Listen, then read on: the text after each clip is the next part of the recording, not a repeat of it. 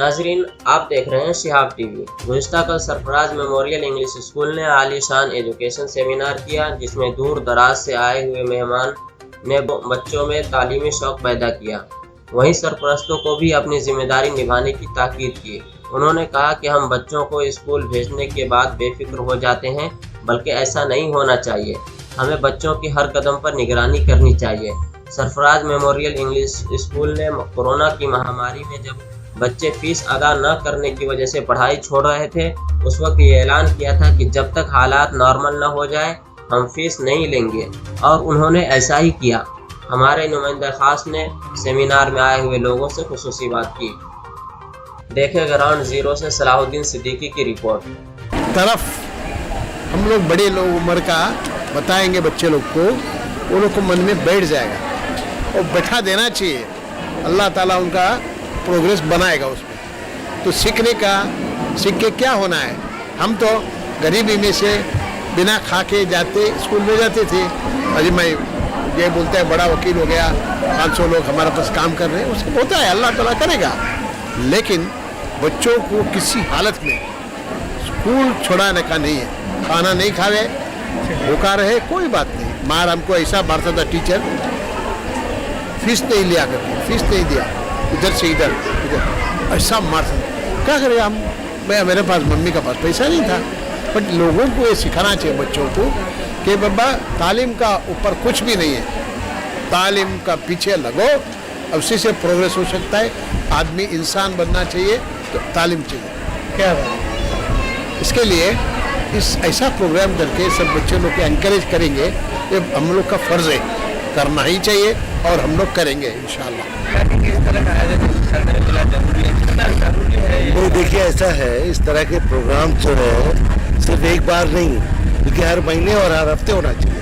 हर family बाकायदा movement चलाना चाहिए एजुकेशन के बारे में, लोगों के मोरल के बारे में, लोगों को सोशली एक्टिव करने के बारे में, लोगों को एजुकेशनली एक्टिव करने के बारे में। इस तरह की एक मूवमेंट की ज़रूरत है। It's not one program, it's a requirement of movement is there. This movement is should be there. Thank you. ये जो बच्चों के लिए कार्यक्रम रखा गया, आप लोगों ने आपके अनुभव भी बांटे, कितना ये अनुभव का उनको बच्चों पेरेंट्स को इससे प्रेरणा मिलेगी क्या? बड़ा अच्छा प्रश्न आपने किया, बड़ा अच्छा सवाल पूछा है आपने। इस क्वेश्चन का जवाब मेरे पास ये है कि जो बात दिल से निकलती है वो असर रखती है। तो दिल से जब हम कम्युनिकेट करते हैं तो वो बातें असर करती हैं।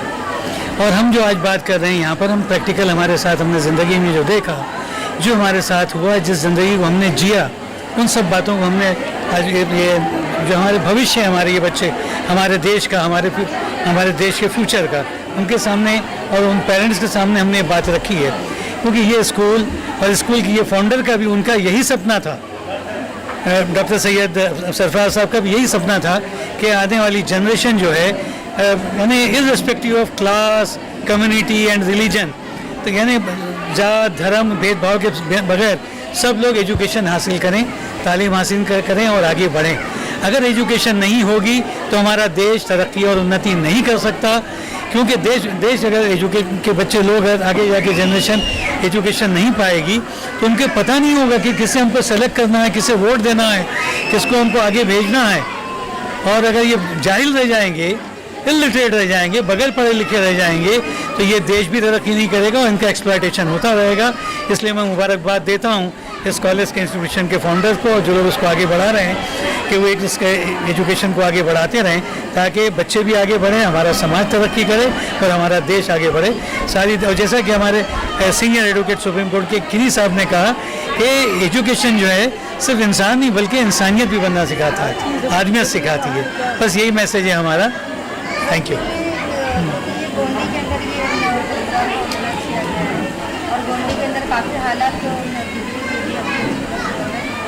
क्या कहना चाहेंगे गोंडे के है ना जी, आपने एक सवाल थोड़ा सा डगर से हट के पूछा है, और ये फैक्ट है, ये वास्तविकता है, इसके अंदर इसमें सच्चाई है। क्योंकि ये एक पिछड़ा हुआ इलाका है, या था किसी ज़माने में बहुत ज़्यादा, आज काफ़ी फ़र्क हो गया। यहाँ पे भी बहुत सारा डेवलपमेंट हुआ है, कुछ अच्छे रिप्रेजेंटेटिव आए जिन्होंने यहाँ के लिए काम किया और ये डेवलपमेंट यहाँ हुआ और हो रहा है। लेकिन एक बात ये, जैसा कि शुरू में कहा गया, हमारे मेरे बहुत सारे साथियों ने कहा यहाँ पे, मेरे बड़े अच्छे साथी फरीद खान साहब ने, उन्होंने कहा कि एजुकेशन के बगैर बात नहीं बनेगी। जब तक हम उनके जब एजुकेशन जब होगी, तालीम होगी, तभी है ना लोग है ना आगे बढ़ सकते हैं। तो एक सिर्फ एजुकेशन ही नहीं, एजुकेशन के साथ हमको तरबियत भी होनी चाहिए और एक्सपर्टीज़ भी होनी चाहिए, तभी जाके उसके बात बनेगी।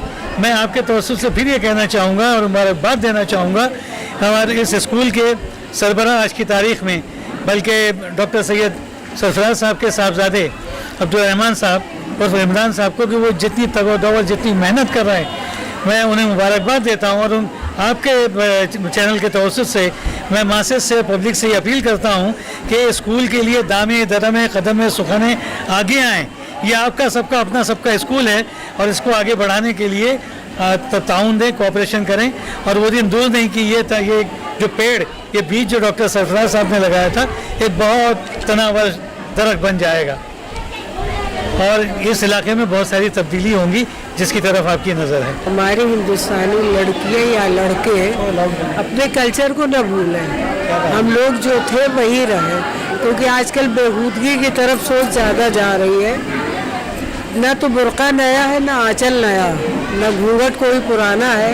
ये हिंदुस्तान के जीने का हमेशा से यही ढंग है और यही तरीका है। न तो यहाँ के हिंदू कभी नंगे रहे, न मुसलमान। लिहाजा हम सबको मिलकर अपनी धरोहर भी बचाना है, आने वाली नस्लों को भी, मौजूदा लोगों को भी, हमें हिंदुस्तान को बचाना है। लिहाजा उन्हीं तरीक़ों पे चलना है जिस पे हिंदुस्तान था, क्योंकि हमने अपने गांव में जो देखा बचपन में, तो हमारे यहाँ ठाकुर ब्राह्मणों की बहुएं कभी बेपर्दा नहीं निकलती। साड़ी के बाद उनके सर पे चादर भी होती है, उनकी सूरत आप नहीं देख सकते। आने वाले जनरेशन को क्या मैसेज? यही मैसेज दे रहा हूँ, उस हिंदुस्तान को जिंदा रखो, उस हिंदुस्तान को जिंदा रखो, बस मैं यही चाहती हूँ। और तालीम होगी तो सब होगा, तालीम नहीं है तो जो जिसको बता दिया जाएगा लोग वही करेंगे। तो आप अपने आप को पढ़िए, अपने गुजरे हुए कल को भी पढ़िए कि आप किस हिंदुस्तान में रहे, आपके आबा अजदाद किस हिंदुस्तान में जिए, आपको उसमें जीना। ये हिंदुस्तान रास नहीं आ रहा हम लोगों को। कितनी एक्स्ट्रा जिम्मेदारी रहती है बच्चों को पालन? हाँ, ये सवाल आपका अच्छा है, क्योंकि औरतें ज़्यादा बच्चों पे टाइम देती हैं। औरत भी एक स्कूल है। हमारे यहाँ कहा गया कि माँ की गोद सबसे पहला मदरसा है जहाँ बच्चे की तरबियत और तालीम होती। माँ बच्चे को खिलाते खिलाते भी बहुत कुछ सिखा देती है, सुलाते सुलाते भी सिखा देती है। ये एक माँ की खूबी है। तो माँ बहुत ज़्यादा जिम्मेदारी इस मामले में हो। रात को बच्चों का एग्ज़ाम हो, सुबह उठना हो, मैं समझती हूँ माँओं का एग्ज़ाम ज़्यादा होता, बच्चों का कम होता। हिंदुस्तान की तहजीब को ज़िंदा रखने के लिए अपने आप को किस तरह से लोग उसमें वो कर दे, और बहुत बड़ी बात है। आप सोचें, मैं सोचूं, आपके घर में बच्ची है, मेरे घर में बच्ची है, एक 15-16 साल की बच्ची 25-50 लड़कों को झेलेगी तो उसकी क्या कैफियत है। उस पस मंज़र में ये बात मैंने कही है, और ये हर बच्ची के लिए हिंदुस्तान की। खबीस चीख रहे थे मुझे डराने, खबीस चीख रहे थे मुझे डराने को, जवाब भीड़ को होकर निडर दिया मैंने। खबीस चीख रहे थे मुझे डराने को, जवाब भीड़ को होकर निडर दिया मैंने। हिजाब नोचने आए थे भेड़िए मेरा, हिजाब नोचने आए थे भेड़िए मेरा, बुलंद नारे तकबीर कर दिया मैंने। तो ये किसी एक के मुस्कान के लिए नहीं है, ये गंगा के लिए भी है, क्योंकि हमारी तहजीब ये नहीं है हिंदुस्तान की। वो एक आदमी ने बनारस में कहा कि अगर मेरे आंचल घूंघट बिंदी सिंदूर पे बात आएगी तो मैं फाड़ के रख दूंगा। वो हिंदू है, मगर मुझे उसकी ये बात अच्छी लगी। आज हर शख्स में ये होना चाहिए, हमारे हिंदुस्तान की हर बच्ची हमारी बच्ची है। क्या बात है? कोई एक नहीं है मेरे। अगर मुझे कोई बच्ची कहीं मिल जाए, हिंदू की हो या मुसलमान की, मैं उसे तनहा नहीं छोड़ूंगी जब तक उसके इसके घर तक नहीं पहुंचा। ये जज्बा सब में होना चाहिए मेरे भाई, ये जज्बा न मरने पाए, बस यही सबसे बड़ी है। सरफराज इंग्लिश स्कूल का जो ये जलसा था, तो मैं समझता हूँ कि वाकई जो है बहुत सारे पेरेंट्स ऐसा समझते हैं ना कि हमने अगर बच्चों को स्कूल भेज दिया तो अभी स्कूल की जिम्मेदारी है कि वो उनका रिजल्ट अच्छा लेकर आए। हमने बच्चे को दाखिला करा दिया, हमने फ़ीस भर दी, हमारी जिम्मेदारी ख़त्म हो गई। पर ऐसा नहीं है। आप देखिएगा कि पेरेंट्स की बहुत जिम्मेदारियां हैं। और अगर आप आरटी एक्ट को देख लीजिए, राइट टू एजुकेशन एक्ट, तो उसमें भी जा बजा जो है पेरेंट्स टीचर एसोसिएशन, पेरेंट्स से मुलाकातें, इन सब चीज़ों की बहुत अहमियत है। और रही आज के जलसे की बात, इस स्कूल की बात, तो मैं आपको बता दूं कि किसी भी मामले में ना इनपुट के हिसाब से आउटपुट देखा जाता है। आप देखिए कि बड़ी बड़ी English medium convent, ICSC, CBSE board, जहां बहुत महंगी फीस अदा करके लोग अपने बच्चों को भेजते हैं, और वहां के बच्चे अगर कोई बहुत एक्स्ट्रा ऑर्डिनरी काम करते हैं या तालीम में नाम करते हैं तो कोई बड़ी बात नहीं। लेकिन स्लम के इस माहौल में, गोविंदी जैसे पिछड़े इलाके में, बहुत मुश्किल माहौल में, बहुत सख्त हालात से जो पेरेंट्स अपने बच्चों को जो है अच्छी स्कूल में यहाँ के जैसे भेजा है, यहाँ की ये अच्छी स्कूल मानी जाती है तक़वियतुल इस्लाम या सरफराज इंग्लिश स्कूल, तो यहाँ के एक पुअर इंफ्रास्ट्रक्चर में, जो भी कमज़ोर इंफ्रास्ट्रक्चर है, किसी बड़ी इंग्लिश मीडियम स्कूल का मुकाबला नहीं कर सकता, ना बच्चे ना पेरेंट्स मुकाबला कर सकते। लेकिन इन हालात में भी मुकाबले की कोशिश तो जारी है, पहला कदम तो कम से कम बढ़ाया है। तो मैं समझता हूँ कि इन हालात में, इस गोविंदी के मुश्किल हालात में, ये स्कूल, ये पेरेंट्स, ये बच्चे सब मुबारकबाद के मुस्तहिक हैं जिन्होंने आज के इस प्रोग्राम में हिस्सा लिया। सर क्या कहेंगे, क्या उद्देश्य था आज के कार्यक्रम का? हम देखे कि कितने घंटे थे लेकिन पेरेंट्स हिले नहीं, ध्यान से सुन रहे थे वो सारी बातें, सारी घटनाओं को। क्या उद्देश्य था इसमें? उद्देश्य ये था कि हमारा जो इलाका है गोवंडी, ये स्लम एरिया है और यहाँ पर बहुत सारे प्रॉब्लम्स हैं बच्चों की रीडिंग के मामले में, बच्चों के एजुकेशन के मामले में। तो आज का जो प्रोग्राम यहाँ पर रखा गया था वो पेरेंट्स के गाइडेंस के लिए रखा गया था कि पेरेंट्स की जिम्मेदारियाँ, रिस्पॉन्सिबिलिटीज़ क्या होती हैं, वो किस तरीके से बच्चों के ऊपर केयर करें और बच्चों की तरबियत में किस तरीके से उनका अहम रोल होता है। तो इन तमाम चीज़ों के ऊपर आज बात करनी थी। उसके लिए बहुत सारे पैनलिस्ट, हमने एक पैनल भी सिलेक्ट किया था, बहुत सारे मेहमान आए थे, उन्होंने भी बहुत सारी बातें की और ऐसे ऐसे टॉपिक्स के ऊपर बात हुई है कि ये सुनते हुए पेरेंट्स अपनी कुर्सियां नहीं छोड़े और बैठे रहे। वरना अक्सर बेशतर देखने को मिलता है कि प्रोग्राम इस तरीके के शुरू तो होते हैं लेकिन एंड होते होते कुर्सियां खाली हो जाती हैं। लेकिन ये बेहतरीन चीज़ थी कि पेरेंट्स भी हमारे डटे रहे। हुई है और कोरोना काल में हमने सुना, पेरेंट्स से बात की हमने, वो बताते कोरोना काल में जो और स्कूल है वो तगादा कर रहे थे फीस के लिए, लेकिन आपके यहाँ सहूलियत दी गई थी। क्या देखिए कैसा हुआ कि कोरोना काल के अंदर जो है बहुत सारे लोगों को हमने देखा, क्योंकि मैं एक सोशली भी एक्टिव रहता हूँ, तो मैंने देखा बहुत सारे लोग हमारे गोंडी इलाके के अंदर, कुछ लोग लोगों की मदद कर रहे थे, जैसे राशन पहुँचा करके, मेडिकल की हेल्प दे करके, एम्बुलेंस से, सिलेंडर के गैस के बाटलों से, ऑक्सीजन के बाटलों से, बहुत सारी चीज़ों लोग मदद कर रहे थे। तो हमको लगा कि हमें भी कुछ करना चाहिए। तो हमने सोचा हमारे पास एजुकेशन है तो क्यों ना एजुकेशन पे किया जाए, क्योंकि लोग तो हमेशा कहते रहते एजुकेशन पे काम होना चाहिए, लेकिन काम कहीं दिखाई नहीं देता। तो हमने काम शुरू कर दिया। हमने ऐलान किया था कि पिछले 2 साल की फ़ीस माफ़ रहेगी, तमाम पेरेंट्स बेफिक्र हो जाए, उनको टेंशन लेने की ज़रूरत नहीं है।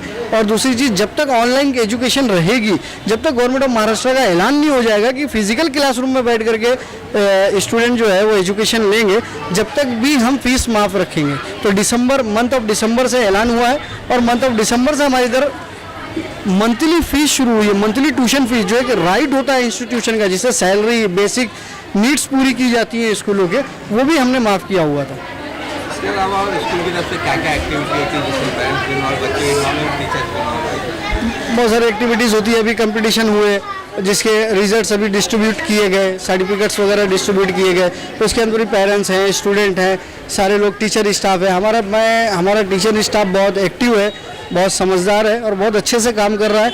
और हमारे पेरेंट्स भी माशाल्लाह बहुत एक्टिव हैं और अपनी जिम्मेदारियों को समझते हैं। और टीचिंग स्टाफ भी, तो सब मिल जाएं, एक हो जाएं तो बन सकते हैं खुर्शीद मूवी, वरना इन बिखरे हुए तारों से क्या बात बने। भविष्य की योजनाएं तो यही है सर कि हम ये चाहते हैं कि लड़कियों के लिए इंटर कॉलेज हो। चूँकि हमारा उर्दू मीडियम अंजुमन तक़वियतुल ईमान उर्दू हाई स्कूल तक है, तो हमारी कोशिश है कि जूनियर कॉलेज हो। सरफराज मेमोरियल अभी प्राइमरी सेक्शन तक है, तो हमारी कोशिश हो सेकेंडरी हो। मज़ीद इस फील्ड के अंदर काम करते रहेंगे इंशाल्लाह।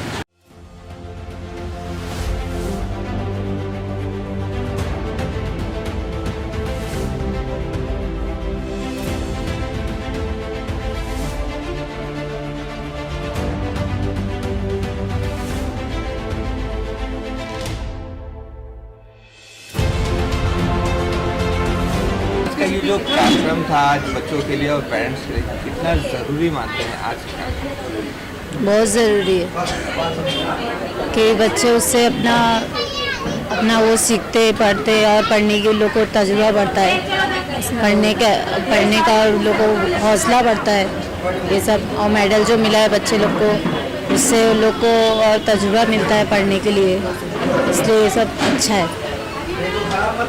क्या कहेंगे स्कूल के बारे में? ये स्कूल कितना अच्छा है, कितना है स्कूल? कोरोना काल में काफ़ी कुछ काम किया है स्कूल का। हाँ किए ना, दिसंबर तक का, जब तक का बोले गवर्नमेंट ने स्कूल नहीं चालू करे थे, जब तक का इधर फीस नहीं चालू हुई, जब तक की फ़ीस हम लोग को माफ़ थी। अभी जब गवर्नमेंट ने स्कूल चालू करी है तो ये फ़ीस चालू हुई है, जब से नहीं तो फीस नहीं चालू थी। और बाकी जो भी कुछ भी हुआ है सब फ्री में करे सर ने स्कूल में। क्या कहेंगे? नहीं सर ने तो कहे थे कि मतलब जब तक का गवर्नमेंट का ऐलान नहीं होता है तब तक का फ़ीस माफ़ रहेगी। तो जब गवर्नमेंट का ऐलान हुआ दिसंबर से, तब से फ़ीस चालू हुई है और बहुत अच्छा है। पढ़ाई भी बहुत अच्छी है स्कूल की और टीचर भी बहुत अच्छे से बच्चों का ध्यान देते हैं, पढ़ाई भी बहुत अच्छे से कराते हैं और बहुत अच्छा मतलब बच्चों का ये कोरोना में भी बहुत अच्छे से ख्याल रखा गया। उनको जिस तरीके से देना चाहिए था कि मतलब मास्क और सैनिटाइज़र ये सब, तो उस पर बराबर मतलब उन्होंने लागू किए थे। स्कूल ने तो बहुत साथ दिया यहाँ की पब्लिक का। जब तक का ऐलान नहीं हुआ, जब तक का इन्होंने फ़ीस माफ़ करा, जब वहाँ से गवर्नमेंट की तरफ से ऐलान हुआ, जब यहाँ से फ़ीस चालू हुई है। बाकी दूसरे स्कूलों से बेहतर है ये स्कूल के। हमारे बच्चे और भी स्कूलों में पढ़ते हैं, वहाँ पर लॉकडाउन में हमारे को कुछ भी फ़ीस नहीं माफ़ करेगी, लेकिन ये स्कूल माफ़ करेगी फ़ीस हमारे को। हाँ सर, मेजरमेंट वगैरह सब अच्छा है। मेरा बच्चा भी 3 साल मेरे बच्चे के कोरोना की वजह से बहुत वीक था, बट जब से इस स्कूल में डाला है उसको तो बहुत अच्छे से इम्प्रूवमेंट हुआ है। मेरे बच्चे को ए भी लिखने नहीं आता था, लेकिन इस स्कूल के टीचर अच्छी हैं, सब अच्छे से प्यार मोहब्बत से बच्चों को पढ़ाते हैं। और स्टार्टिंग में तो फीस वगैरह कुछ भी नहीं थी, अभी जब से गवर्नमेंट से शुरू हुआ है तब से ही चालू है। बाकी पहले फीस वगैरह कुछ नहीं थी और टीचर बहुत अच्छी है। टीचर ने मुझे बताया भी कि आपका बच्चा बहुत वीक है, इसके लिए आप ट्यूशन लगाइए, तो मैंने फिर ट्यूशन भी लगाया तो बच्चे में इम्प्रूवमेंट है। स्कूल तकादा कर रहे थे स्कूल वाले फीस के लिए कोरोना काल में, जब लोगों के पास पैसे की तकलीफ थी, लेकिन ये स्कूल आगे आया था मदद करने के लिए। क्या ये स्कूल बहुत अच्छी है, ऐसे टाइम पे साथ दी है जब कोई स्कूलों ने किसी का साथ नहीं है। अदर स्कूल बच्चों को घर में बैठा के रखे थे, इस स्कूल ने सब सेफ्टी के साथ पढ़ाई करवाई है, वो भी फ्री में करवाई है और पढ़ाई के लिए भी बहुत अच्छी है। बच्चे अगर डल होते तो यहाँ की टीचर्स वगैरह उन लोग को इम्प्रूव करते कि अच्छे से पढ़ो, अच्छे से करो, और उनको बहुत साथ देते हैं। और स्कूल भी बहुत अच्छी है पढ़ाई में। प्रोग्राम में भी आके बहुत अच्छा लगा और हमको बहुत कुछ सीखने भी मिला है, मगर स्कूल बहुत अच्छी है। इतना परेशान हो सकते थे कि ऐसे हाल में कैसे पढ़ाएंगे, कैसे स्कूल में डालेंगे, मगर बहुत अच्छा लगा। स्कूल बहुत अच्छी है, बच्चों को अच्छे तरबियत देते हैं, ध्यान देते हैं अच्छे। मैं जब ये मेरी बेटी का एडमिशन कहीं हो नहीं रहा था लॉकडाउन में, मगर ये स्कूल में मेरी बेटी का एडमिशन सख्त लॉकडाउन में हुआ और एडमिशन के वक्त सर ने हम लोग से कहा था कि फ़ीस नहीं ली जाएगी जब तक कि सरकार की तरफ से ऐलान नहीं होगा। वाकई यहाँ के सदर प्रिंसिपल अपनी बात पर मुत्तफिक रहे। बहुत से लोग तो बोलते कुछ है मगर करते नहीं, मगर ये सर अपनी बात पर मुत्तफिक रहे और मेरी बेटी को यहाँ डालने के बाद बहुत सी तब्दीली आ गई थी। उर्दू है, इंग्लिश है, अरबी है, सब बेटी मेरी मतलब समझने लगी। यहाँ की टीचरें भी बहुत मेहनत से अपने बच्चों को पढ़ाती है।